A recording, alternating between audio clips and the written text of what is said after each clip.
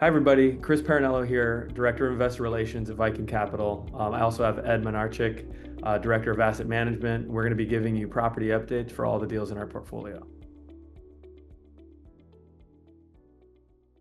Avondale Hills is one of our newer acquisitions. We acquired in December of last year. So this is its first quarter report for 2025 and also the first quarter since we've owned it. This property, I'm pleased to say, is sitting at 96.7% occupied and 97.7% leased. If you recall, this property, when we first bought it in December, was sitting at 86% occupied. So we have essentially gotten this thing up to a nice stabilized occupancy level. We feel very good about it. It is a challenging market right now with a lot of new supply. So lease trade outs are fairly minimal. For the quarter, we had 1% on average, but I consider that a win considering how much we increased the occupancy over that period of time. We have a revenue share corporate agreement with 10 units there with a company called Hello Landing, which has proven to be very profitable and helped occupancy almost immediately. So we're very excited about that, and we'll look to roll that out on some other properties as well. Another really exciting thing here is the delinquency is almost non-existent,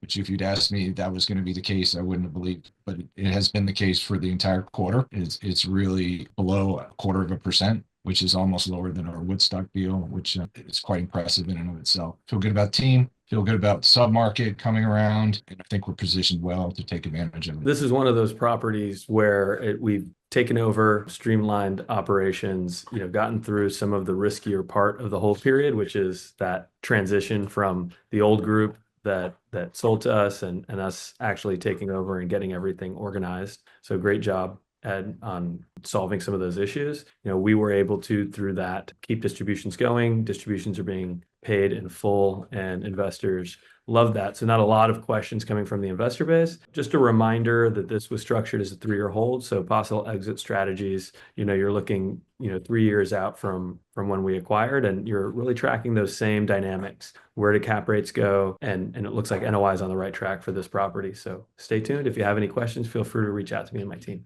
Thanks for tuning in, everybody. Happy to have shared these updates. As always, if you have more questions, if there's anything that you were hoping that we answered that we didn't, please reach out to someone on my team. Ed and I will get together and get those answers directly out to you. Thanks again. See you next time.